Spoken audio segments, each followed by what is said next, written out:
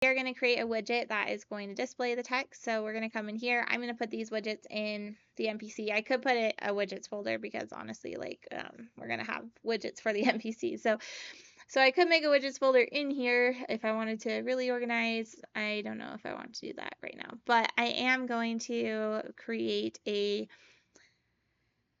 user interface widget blueprint. That is a user widget, and I'm going to call this WBP underscore NPC dialog. And I'm going to have this NPC dialog that is going to be different from the accepting quest dialog. That is going to be a little different from the complete dialog, but we're going to start with this one. So we're going to go into here and we're going to add a canvas panel so that we know the size, and then I'm going to add an image. You can also add a border, so just like with our quests, one, it just needs to be like a square that pops up in the screen. So it can be an image or it can be a border. Either one will work for what we need it for. And I'm just going to put it in the center and make the anchor be center as well. And that anchor kind of helps me see where the center is too. And I'm going to set this, I did an image, so I'm going to set it to my little billboard thing that I made. But again, you guys can just use a border with color, or you can import one, like whatever works. I'm going to add text to this, and I'm going to drag that down, and this text is going to go over here. I'm going to change this text to this rock boulder font. I'm going to increase the size because it's a little small, and and you also want to make sure your text, like whatever you give to the NPCs, is going to fit here, because we're not going to do any sort of scrolling or size adjustment. So if you want, you can take like the longest one that you have and paste it in there and see if, I don't know which one is the longest one. I think this is the longest one I have. But you could paste it in there and just like see if it's going to fit. It is going to bleed over like this. Something we want to do is set wrapping text. So we're going to scroll down, and in wrapping, you're going to say auto wrap text. I also want to center my text, and I also want to change the color. We're going to change it to like this, like dark blue. Or this light blue, I guess. I'm gonna make it darker. Cool. So again, longest text you could put there just to like test it out and make sure. But it doesn't really matter what it is, because we're gonna change it every time it pops up. So like you can just have something here to test it and make sure it looks good. We are gonna add a button that they're going to push when they're done reading this dialogue.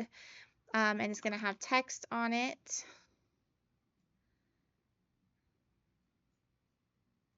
And it's just gonna be an OK button. So if I wanted my text to be able to go this long, again, like depending on how long the dialogue is going to be, I want to make sure my button is after the longest amount of dialogue.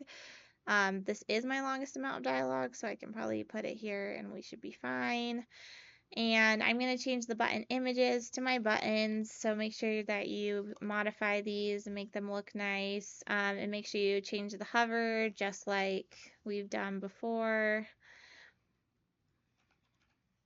With like our menus and stuff, and the pressed as well. I'm going to draw these as images so they don't have weird outlines on them. And then the text, I'm going to change that to my font, and I'm going to change it to say OK. And I'm also going to increase this by a lot and change the color to like a lighter blue. All right, so that's kind of like what you need to have for the pop-up as far as design goes. I do want to make sure all of these are anchored in the center. That one's not, so anchor my button to the center as well. I do want the button, I'm going to change the name of it up here. I'm going to say OK button and make sure it's set as a variable so that I can access it in the graph over there. And I could change the names of these too if I wanted to be more readable. Like this one, I do want to change because I'm going to modify it for each one. So I'm going to call that quest text. And that's good for here. In the graph, we're going to go over to the graph. On event construct, we are going to set up our UI mode for the controller. So we're going to get player controller, and we're going to set, oh, I just did owning local player. Get player controller, and set input mode UI only. So kind of what we did in our menus when we pull them up. We're going to set show mouse cursor and turn that to true. And we're going to make sure we're flushing input when this pulls up so our character isn't running forever.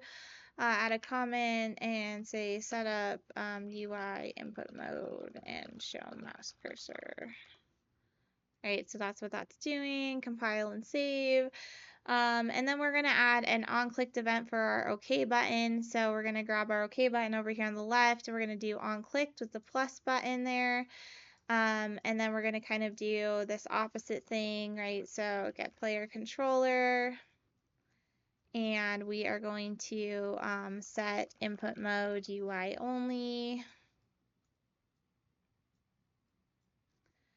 Oh, sorry, not UI only. Set input mode game only. Because we're going back to the game after this. We're flushing the input there. And then we want to set show mouse cursor, and we want to turn it off. So we want to make sure it's off right there. And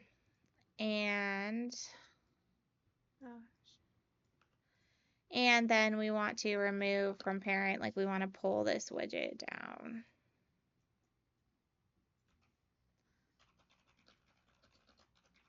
So return input to game and remove widget. So pretty simple functionality as far as like what our widget is doing. It's basically just popping up and allowing us to click the button that says OK and going away, right? So really simple.